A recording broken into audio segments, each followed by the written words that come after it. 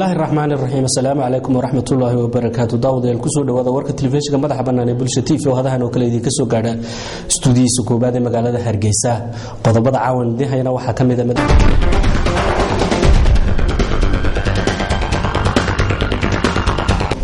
madaxweynaha jamhuuriyadda Soomaaliland mudane Axmed Maxamed Maxamuud Siilaanyo ayaa maanta qasriga madaxtooyada ku qaabilay wafdi ballaaran oo hogaaminayo wasiirka iskaashiga iyo horumarinta dalka Denmark Mr. Christian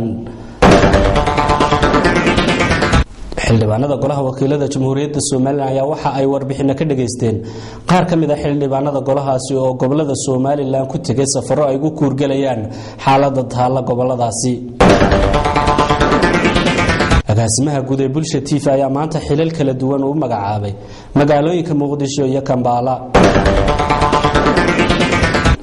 gudoomiyaha urur-diimeedka Xisbullah ee xukuumadda jamhuuriyadda Soomaaliland u soo jeediyay inay tallaabo ka qaado dadka isku dayay inay Soomaaliland dhexdeeda maamul goboleed kaga dhex sameystaan. gudoomiyaha ku-xigeenka degmada Booramo ay weheliyaan madaxda hay'adaha ka qayb qaata mashaariicda isku dhafka iyo horumarinta adeegyada bulshada ayaa soo kormeeray waxqabadka sanadka 2010 ilaa 2011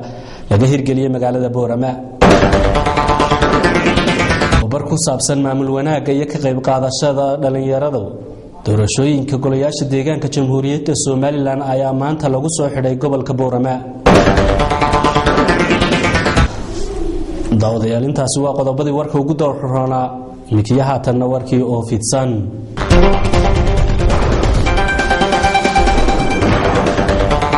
madaxweynaha jamhuuriyadda Soomaaliland mudane Axmed Maxamed Maxamuud Siilaanyo ayaa maanta qasrigiisa madaxtooyada ku qaabilay wafdi ballaaran oo ka socda dalka Denmark oo hogaaminaya wasiirka iskaashiga iyo horumarinta dalka Denmark Mr. Christian Firsbich oo booqasho ku yimid dalka. waa kan wariye Cabdiraxmaan Xirsi Kaahin oo inoo haya warkaasi. madaxweynaha jamhuuriyadda Soomaaliland Axmed Maxamed Maxamuud Siilaanyo ayaa maanta qasriga madaxtooyada ku qaabilay wasiirka iskaashiga iyo horumarinta ee dalka Denmark Christian oo booqasho ku yimid jamhuuriyadda Soomaaliland. wasiirka iskaashiga iyo horumarinta ee dalka Denmark Christian ayaa sheegay in Soomaaliland ay ku amaanan tahay deganaanshaha iyo xasiloonida ay samaysay isla markaana uu u muuqato doorka ay ka qaadan karto arrimaha geeska Afrika. dawladdiisuna ay diyaar u tahay in ay sii xoojiso kaalmada ay siinayso Soomaaliland si taasi wax uga tarto nolosha aadamaha gaar ahaan dhinacyada arrimaha bulshada. wasiirku waxa kale uu ku dheeraaday heerkay Soomaaliland ka gaadhay horumarinta iyo dimuqraadiyadda iyo ammaanka xilli ay Soomaaliland ku dhex taalo madaqad halis xeeran tahay taasoo uu sheegay in calaamad u tahay inay sii xoojiso waxtarka ay u geysanayaan dalkan jamhuuriyadda Soomaaliland. Christian ayaa sheegay in dawladdiisa Denmark ay xafiisyo farsamo ka furanayso Soomaaliland. madaxweynaha jamhuuriyadda Soomaaliland ay ka wada hadleen sidii loo sii wadi lahaa maamulka wanaagsan iyo hagaajinta nolosha bulshada. madaxweynaha jamhuuriyadda Soomaaliland Axmed Maxamed Maxamuud Siilaanyo ayaa tilmaamay in ay Soomaaliland ahaan ku faraxsan yihiin booqashada wafdiga reer Denmark isagoo xusay in Denmark ay ka mid tahay wadamada Soomaaliland taageera dhinacyada arrimaha bulshada. madaxweynaha jamhuuriyadda Soomaaliland waxa kale oo uu sheegay in Denmark ay tahay dalka ay Soomaaliland saaxiibo yihiin kaalin weyn ugu jirta isla markaana waxyaabihii ay wafdiga ka wada hadleen ay ugu badnaayeen si xoojinta xiriirka labada dhinac. madaxweynaha jamhuuriyadda Soomaaliland Axmed Maxamed Maxamuud Siilaanyo oo ka hadlaya wuxuu yiri wadal aad iyo aad nolosha shaqeeya wadal iyo dawlad tacaawun kule horumarka dhaqaalaha iyo qabata wadal saaxiibnahay si wanaagsan oo hadlay kula cadeeyna wadalka aad iyo aad u qiimeeya xasiloonida deganaanshaha Soomaaliland iyo mowqifka rigta muxuu ahaa geeska Afrika iyo deganaanshaha xasiloonida ee mandaqada aynu ku leenahay jacayl inay gacan naga geystaan waxyaabo badan oo ay ka mid yihiin muxuu ahaa gacan la siinayo dawladda hoose iyo mashaariic badan oo nooc walba ay naga qabtaan marka iyagana aad iyo aad baan u soo dhaweyn. waa maasantiin anaguna saasaan u jecelahay ku wada shaqeyno waana dadka aynu saaxiibada nahay waa dadka aynu soo dhaweynayno waa dadka dunida caalamka inala jecel maanta horumarka iyo wax qabashada iyo dhaqaalaha iyo horumarinta iyo dhinac walba iyo taakulinta nabadda dhinac walba. marka aad iyo aad baan u soo dhaweynaa waan u mahadcelinayaa. xildhibaanada golaha wakiilada jamhuuriyadda Soomaaliland ayaa warbixin ka dhageystay qaar kamid ah xildhibaanada golahaasi oo gobolada Soomaaliland ku tagay safar ay ugu kuurgalayaan xaaladda dalka. waa kan wariye Cabdiraxmaan Isbatoore. xildhibaanada golaha wakiilada jamhuuriyadda Soomaaliland ayaa warbixin ka dhageystay gudiyada kala duwan ee golahaasi kuwaasi oo ka waramay waxyaabihii ay ku soo arkeen gobolada ay kormeer ku soo mareen fadhigii maanta oo shir gudoomiyaha golaha wakiilada jamhuuriyadda Soomaaliland mudane Cabdiraxmaan Maxamed Cabdilaahi Cabdiraxmaan Ciro iyo gudoomiyuhu ugu horeen ka hadlay waxaana uu sheegay in maalinta Sabtida ah ay xildhibaanada golaha wakiiladu ay ka doodi doonaan xaaladda colaadeed ee ka tagan deegaanka Buuhoodle oo ay go'aan ka gaari doonaan buuri isagoo tilmaamay in baaqna ay ka soo saari doonaan fadhigaasi maanta ayaa waxa warbixin dheer ay xildhibaanada golaha wakiilada Soomaaliland ka dhageysteen qaar ka mid ah xildhibaanada golaha wakiilada Soomaaliland oo kormeer ku tagay gobolada Sool iyo Saaxil Liban Saciid Cilmi Rooble oo ka mid ah xildhibaanadii gobolka Saaxil uu ku urgelaya xaaladda deegaankaasi ayaa waxa uu sheegay in xaaladda ka taagan deegaanka Saaxil ay meel fiican marayso dhinaca nabadgelyada waxaase uu dhaleecin u jiray hay'adda WFP oo ku dhaleeceeyay inaanay gargaarka loogu talagalay aanay gaarsiin deegaanka gobolka Saaxil ee magaalada Berbera waxa uu sheegay in ay hay'adaas oo tahay deegaan gobolka Saaxil gobol hoos yimaada gobolka Murudijeex waxaana uu tilmaamay in tahay Berberi meesha kaliya ay raashinka ugu badan ay ka soo dejiso hay'adda WFP ana u soo jeeday hay'adaasi in xildhibaanada golaha wakiilada ay tallaabo ka qaadaan xildhibaan kale oo ka mid ah xildhibaanada golaha wakiilada Soomaaliland oo isaguna gobolada Sool ka waramay xaaladda ka tagan ayaa waxa uu sheegay in xaaladda nabadgelyo ee deegaanka Sool ay meel fiican marayso balse ay dadka deegaankaas inta badan dhibaato ay ku hayaan buu yiri dhinaca deegaanka oo ay kala ootaan gubaana dhirta fadhigan maanta oo xildhibaanada golaha wakiiladu ay dhageysanayeen gudiyada kala duwan ee loo kala saaray gobolada Soomaaliland waxyaabihii ay ku soo arkeen waqtigii ay fasaxa ahaayeen ayaa si rasmi ah ay xildhibaanadaasi uga hadleen agaasimaha guud ee bulshada TV ayaa maanta xilal kala duwan u magacaabay magaalooyinka Muqdisho iyo Kampala waa kan wariye Maxamed Jiciir oo Axmed agaasimaha guud ee bulshada TV ayaa maanta xilal kala duwan u magacaabay mas'uuliyiin kala duwan maanta oo taariikhdu tahay 31 bisha 2012 waxa agaasimaha guud ee bulshada TV xilal u magacaabay mas'uuliyiintan hoos ku xusan Maxamed Xaaji Cabdilaahi Jaamaca kadib markii aan xaqiiqsa aqoonta iyo kartida uu leeyahay waxa aan go'aansaday inuu ahaado wakiilka bulshada TV qaybtiisa Uganda gaar ahaan Kampala Salim Cabdiraxmaan Maxamuud sidoo kale kan ka baraandegay aqoonta iyo hufnaanta iyo kartida uu leeyahay waxaan go'aansaday inuu ahaado warfidiyeen ka tirsan bulsho khaasatan qaybta Uganda siba Kampala Siciid Dhoore markii aan xaqiiqsaday aqoonta iyo xirfadda iyo firfircoonida iyo kartida uu leeyahay shaqadan waxaan go'aansaday inuu ahaado wakiilka bulshada TV qaybtiisa Soomaaliya gaar ahaan magaalada Muqdisho war-saxaafadeedkan oo ka soo baxaya xafiiska agaasimaha guud ee bulshada TV Ibrahim Cabdiraxmaan Qaasim gudoomiyaha gobolka Togdheer Cabdo Axmed Aayir ayaa kormeer ugu kuurgalaya xaaladda nololeed iyo waliba midda deegaan ay ku sugan yihiin degmooyinka hoos yimaada gobolka Togdheer ku gaala bixiyay gudoomiyaha gobolka Togdheer iyo wafdigan ballaaran oo hogaaminayo ee kormeerka ugu kuurgalayeen xaaladda nololeed ay ku sugan yihiin dadka deegaamada hoos yimaada gobolka Togdheer ayaa kormeerka wafdigani waxa uu ku qaatay muddo 2 maalmood inay u kuurgalaan xaaladda dhabta ee ka jirta deegaamada hoos yimaada gobolka Togdheer gudoomiyaha gobolka Togdheer iyo wafdigan ballaaran oo hogaaminayo deegaamada ay booqdeen ayaa madaxda iyo duqeyda deegaamadaasi waxay wafdiga uga warbixiyeen horumarka ay ku tallaabsadeen muddooyinkii ugu dambeeyay iyo weliba duruufaha ku xayndaaban ee u baahan taageero ka timaada dhinaca xukuumadda Soomaaliland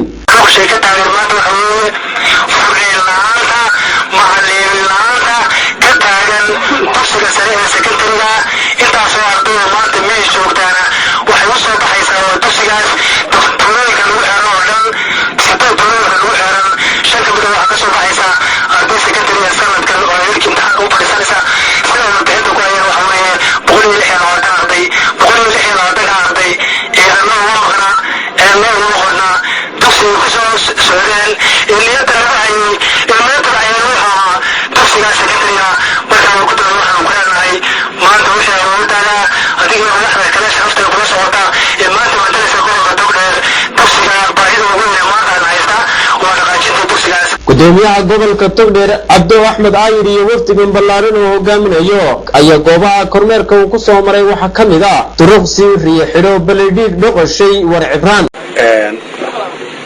waanu qiimaysanaynaa runtii qiimo weyn baanu yeelaynaa baahiyana waanu aragnaa waana asbaabta aan u soo baxnay ee doonayna inaan xoogaalhaan u noqono xogaal baahiyaha ka jira degmooyinka gobolka Togdheer si kastaba haatee waa markii u horeysay ee gudoomiyaha gobolka togdheer cabdo axmed aayir uu kormeer noocan oo kale ku soo maro qaar ka mid ah deegaamada hoos yimaada gobolkan togdheer. maxamed ibraahim xasan maxamed British Television madaxa bannaan ee Bulsha TV Burco. gudoomiyaha ururdiimeedka xisbullaahi oo xukuumadda Soomaaliland u soo jeediyay inay tallaabo ka qaado dadka isku dayay inay Soomaaliland dhexdeeda ka sameeyaan maamul goboleedo.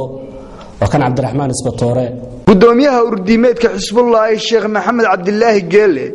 ayaa maanta maruu yuushir jiraayad ku qabtay magaalada Hargeysa waxa uu ka hadlay shirka dhawaan ka dhici doona dalka London isagoo xukuumadda madaxweyne Axmed Maxamed Maxamuud Silaanyan uga digay inaanay ka qayb galin shirkaasi oo uu sheegay in loo maleegayo Soomaaliland in qarannimadeeda lagu baabiyo. gudoomiyaha urdiimeedka xisbullaahi waxa kale oo uu tilmaamay in loo baahan yahay in laga feejignaado wax kasta oo qarannimada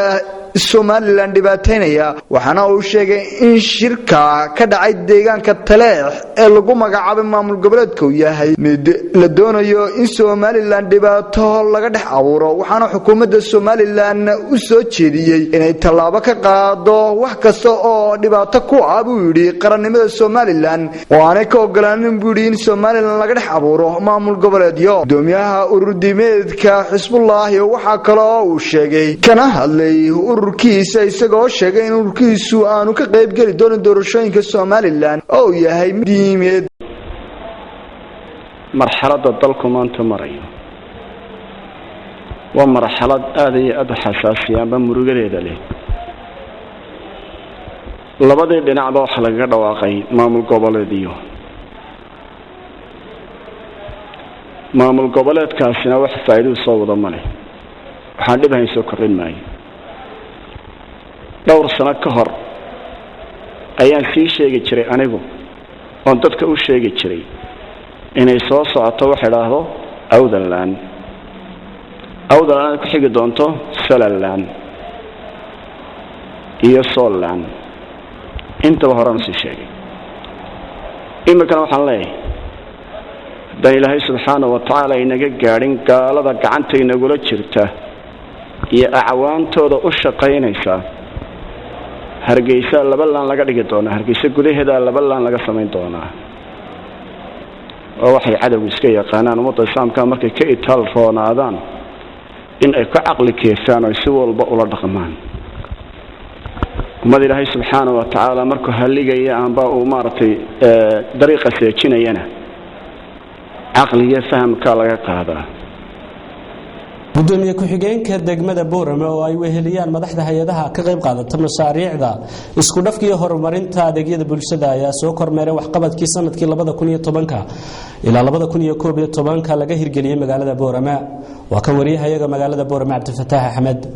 kormeerkan waxaa gudoomiye ku-xigeenka golaha deegaanka ee degmadan Boorama mudane Muumin Gadiid Cumar ku weheliyay madaxda hay'adaha ka qayb qaata mashaariicda isku dhafka ee horumarinta adeegyada bulshada waxayna soo kormeereen waxqabadkii sanadihii 2010 ilaa 2011 laga hirgeliyay gudaha magaaladan Boorama. xubnahan waxay soo indheeyeen wadooyin laga hirgeliyo xaafado kamid ah gudaha magaaladan Boorama iyo dhisme bridge ka socda xaafada Fardaha ee gudaha magaaladan Boorama. gudoomiye ku-xigeenka golaha deegaanka ee degmadan Boorama mudane Muumin Gadiid Cumar ayaa waxa uu sharaxay hay'adaha ay ka socdaan mas'uuliyiintan maanta soo indheeyeen mashaariicdan isku dhafka ee horumarinta adeegyada bulshada ee ka socda gudaha magaaladan Boorama. waxaan kormeer ku sameeynay mashaariicdii GVRG-ga oo ay u horeysay waliba tii aan ka soo bilownay laamiga ahayd aan ku xijinay halka dhaxayda adkiisana 2000 فألف مرة ولا وضع إلا ما كان يتراهد تنظم بين حوالي عرض على واحد إلا بس هم الأضواء إلا ما كان مركا تم بعدنا جملة تم وحوي دولته وسيا وقاسة ويضحوا وقالها يلعب هي لكن تم دولته وقالها وحوي لا نجا يلا نجا كان راه من هنا سكحنا هي معي قصيد بهاي insha Allah oo fiican bayna u suurtagal doontaa haddii la ka dhigo baanada faa'iidana gacanta ku hayno. dhanka kale macadka tababarka dawladda ayaa maanta xarunta dawladda hoose ee magaalada Boorama tababar u socday agaasimayaasha dawladda hoose iyo isku duwayaasha wasaaradaha maaliyadda qorsheynta iyo horumarinta reer miyiga iyo deegaanka madashii lagu soo gabagabeynayay tababarkan waxaa ka hadlay xogayaha dawladda hoose ee magaalada Boorama mudane Maxamed Cabdi Xaashi Xamari wuxuuna ka warbixiyay tababarkan iyo waxyaabaha lagu qaatay wax la naga rabaa inuu wixii halka aynu ka faa'iideysanay aan hirgelin aynu ku noolaano aynu maaragtaa shaqadeena ka muuqato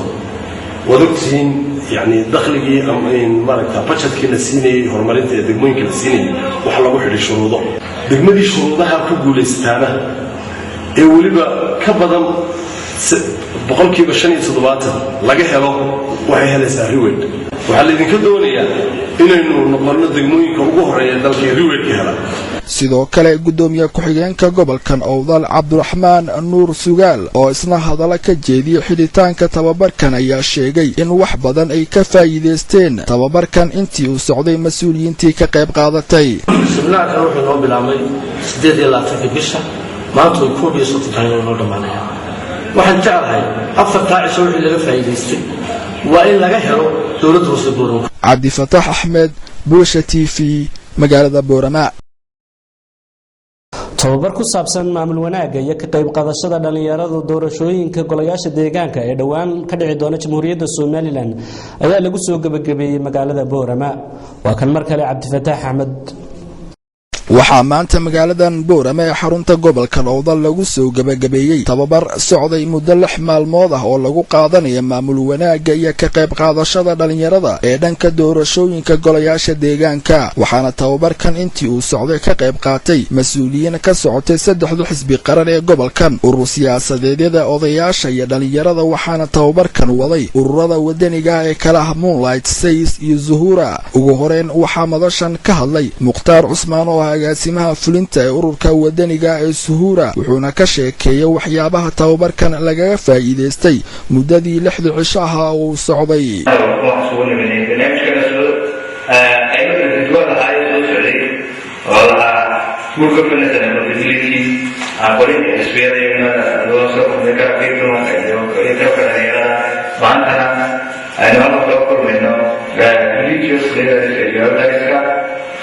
si badayna hawsha aan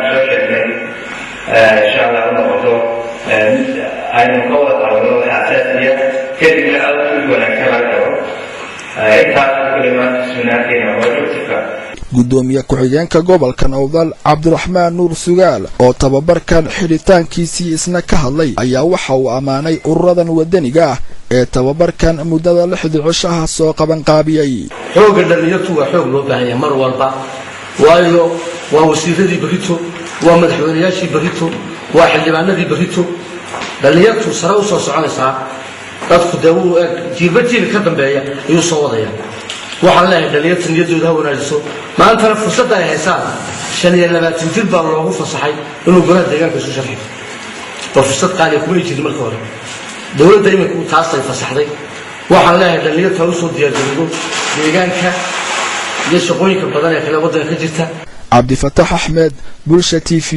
magaalada Boorama. qoystan yar oo ku nool duleedka degmada Dile ee gobolka Awdal oo hore u baahiyay telefishinka madaxa bannaan ee Bulsha TV ayaa guri dhagaxa looga hirgeliyay magaaladaasi kadib markii deeqo ay soo gaarsiiyeen qurba jooga Jamhuuriyadda Soomaaliland. oo kan Cabdi Fataax Axmed kadib dadaalo fara badan oo ay sameeyeen qaar ka mid ah walaalaha qayriga jecel waxaa loo bilaabay dhismo guri dhagax ka samaysan oo ay degi doonaan qoys dan yar ah oo muddo fara badan baahiyo kala duwan ay haysatay qoyskan oo ku dhaqan duleedka degmada Dila ee gobolka Awdal muddo ka hor waxa aynu ka baahinay TV-gan caalamiga ah waxaana u soo jawaabay qaar ka mid ah walaalaha qurba jooga ee qayriga jecel kuwaasoo wax ka bedelay noloshii dayacneed oo ay qoyskani ku noolaayeen Fawziyo Maxamuud iyo qaar ka mid ah odayaasha iyo waxgaradka deegaanka degmada Dila ee gobolka Awdal ayaa waxay ka hadleen madashan waxayna sheegeen in guri dhagax ka samaysan loo dhisi doono qoyskan danyarta ah waxaana hadaladooda ka mid ahaa ma sha Allah waxa Ilaahay loogu mahadnaqaa maalintii aan u horeyseen oo nimadnay siday ahaayeen iyo maanta qoyskaasi siday yihiin waad arkaysaan maanta quruxdoodii soo yihiin abaalka waxa iska wixii geystay ee ajarka soo geystay ilaahay ka abaal mariyo maantana waxaan ku tala jirnaa inaan guriga u dhisno oo wayniga arkay jaajuurkii adduunyada sibirkii inaan rognay marka waxaan ka codsanaa dadweynihii hore u soo taageeray maantana way joogaan marka inay naga taageeraan dhismaha gurigaas si looga saaro boolka qoyskaasi meel ay ku noolaadaana loo geeyo waxaan kaloo idin raacinaya inay nolosha iyo nolol la'aantu intaa isu jiraan dadka reerkii maalintii wax siinayseen ee wax tarayseen waa kaa himiladeedu maanta waxa weeye in guri loo dhiso maalintiina waxay ahayd si ay ku noolaadaan bay ahayd marka waxaan idinka doonayaa walaalayaal inaad dadka u soo kordhisaan oo u soo dhamaystirtaan annaguna tacabkii baanu haynaa idinkuna adduunkii baa haysan adduun meel yaalla waxa ka wanaagsan adduun wax lagu qabto sidoo kale Fawziya Maax Maxamuud iyo xubnahan ka tirsan odayaasha deegaanka degmada Dila ayaa waxa ay soo bandhigeen qoys kale oo danyar ah oo ku dhaqan deegaankaasi kaasoo dhibaatooyin fara badan oo xagga caafimaadka iyo dhaqaalaha ah soo wajahay waxaan soo booqanay qoyskan inaan ka wada arkasan dhibta haysata suuxdin buu leeyahay marka uu dhacay saasoo noqonaya inantan yar waa indhalaaday daadeedu waa 14 jir qoyskan waa qoyska iska danyarka marka waxaan ka codsanaa dadweynaha dar Ilaahay u shaqeysta adduunka meel walba joogaan bal inay soo caawiyaan qoyska isaga iyagoo wax ku soo taraya Cabdi Fataax Ahmed Bulsha TV magaalada Boorama warbixin ku saabsan shilalka baabuurta ka dhaca gobolka Gabiley ayaa maanta waxa warbixin nooga soo diyaariyay wariyahayaga gobolka Gabiley ilka case dhibaatooyinka joogtada ah inta badan wehelka u noqday noocyada kala duwan ee gaadiidka iskaga kala dhex gooja magaalooyinka dalka ayaa si weyn isku soo taraya kuwaas oo ay ugu horeeyaan shilalka isdaba jooga ah inta badan ku yimaada gaadiidka muddada ay ku dhex jiraan safaradooda ay ku gaala bixinayaan magaalooyinka dalka shilalkan gaadiidka ku yimaada oo iskugu jira noocyada xamuulka iyo kuwa yaryarba isla markaana kuwa gurar rakaabka iyo kuwa gaarka loo leeyahay taasi oo la sheegay in sababaan jidxumada haysata wadooyinka waaweyn ee isku xidha magaalooyinka oo duug noqday godad door oo ka dhex samaysmay laamiyada iyo geedaha ka hareera baxay wadooyinka oo cidhiidhi keenay waxa aan iyaduna meesha ka maqnayn in ay sababaan shilalka gaadiidka wadanka Soomaaliland la keeno oo u badan kuwa lagu sanceeyo wadamada Aasiya bari iyo koonfurta Aasiya oo wadayaasha kuraastoodu ka yaalaan dhinaca midig oo qaybta kale ay isku wadaartaan gaadiidka kalena ka xigo dhinaca bidix oo marmarka qaar kabalama qiyaasta ay isku wadaaranayaan gaadiidka taasina ay sababtay shilalka arintaas oo khilaafsan nidaamka loogu talagalay in gaadiidku isku wadaartaan oo ay labada birool isxigaan marka labada gaari isku wadaaranayaan inkastoo ay jiraan dhibaatooyinka aan soo sheegnay ayaa haddana waxaa xusid mudan in wadayaasha laftooduna ay ku wadaan xawaare aad u sareeya taasoo ay marmarka qaar ay kadis ugu soo baxaan xoolaha ka agdhow laamiyadu oo iyaguna sababa shilalka isdaba jooga inta badan waxa eedaha iyo dayacnaanta wadooyinka iyo kontarool la'aanta dhinaca xukuumadda ee bixinta liisanada wadayaasha oo aan mas'uuliyad gaar ah iska saarin mas'uul ka mid ah iskaashatooyinka gaadiidka oo telefishinka caalamiga Somali Channel wax ka weydiiyay arrimahaasi ayaa waxa uu yiri siyaad Ibrahim ahay marka waxaan u sheegayaa dawladda iyo xukunka waxaan u sheegayaa inay wadooyinka naga hagaajiyaan googo afbadan baa shilalka aad u fara badan keena anigoo wali dhowriyo laata imaka 22 sano inta dalka ku jimida dirool banka ah Soomaaliya marka waxaan u sheegayaa dawladda iyo cashuur baan ugu socotaanay haddana shirka nahay waxaan bixinaa cashuur wax walba laga qaadaa waxba uma dhaaf marka wixii shirka keenaya inay dawladdu naga badbaadisaa ayaa la jecel lahay godadka aad u fara badan haadka ka soo baxaysa haadka bilxaagaysa haadka midigta ka baxaysa ka bilxaagaysa marka waxaan u baahanahay in godadka iyo wadooyinka ay naga hagaajiyaan maadaama uu nahay niman muwaadiniina oo mujaahidiintii isku soo wada dubo dhibaatooyinkan joogtada ah shilalka gaadiidku ku hayaan dadweynaha haddii aan talo midaysan oo loo wada dhan yahay aan laga soo saarin oo xukuumaddu go'aan rasmiya ka qaadanin waxa maragmadoon ah in boqolaal muwaadin ay ku naf waayi doonaan risaal ilka case Bulsha TV magaalada Gabiley golaha ammaanka qaramada midoobay ayaa maanta ka shiraya xaaladda ku sugan tahay dalka Suuriya iyadoo xukuumadda dalka Suuriya dagaal qadhaadh wali kula jirto kooxaha ka soo horjeeda maamulka Bashaar al-Assad waramurta ku saabsan waxay noo hayso Hodan Maxamuud Cilmi tubiyada ciidamada militariga dalka Syria ayaa maanta u diyaar garoobaya qabsashada xaafadaha Masharif oo ku taala caasimada dalka Syria ee Damascus taas oo dagaal qaraari shalay ku dhexmaray ciidamada u daacada ah Bashar al-Assad iyo ciidamada kacdoomayaasha ee ka go'ay militariga dalkaasi diblomaasiyiinta wadamada Carabta iyo kuwa reer galbeedka ayaa ugu baaqay golaha ammaanka ee qaramada midoobay in ay xilka ka qaadaan Bashar al-Assad ciidamada militariga Syria ayaa iska caabin wada darafyada Damascus oo 3 cisho ay haysteen dablay hubaysan oo garsan kacdooma wadayaasha dagaalkaas ayaa waxa ku nafwaayay ugu yaraan 100 ruux goobjoogayaal ayaa sheegay in 25 ruux ay ku dhinteen rasaasta ciidamada dalka Syria iyadoo aan wali warar sugan laga haynin dagaalka ka socda darafyada magaalada Damascus taas oo ay sababtay xukuumadda Bashar al-Assad oo aan ogolayn in ay galaan dalka saxafiyiinta ajaanibka ah daawadayaal intaas waxaa nagaga eego wararkii naga soo gaadhay dalka gudihiisa iyo dibadiisa oo idiin soo tabinaya anigoo ah Maxamuud Axmed Cali intaan warkan mid lamida ku kulmi doono waa anigii akhyaarta Bulsha TV oo idinkaga tagayna sidaa iyo assalaamu calaykum waraxmatullaahi wabarakaatuh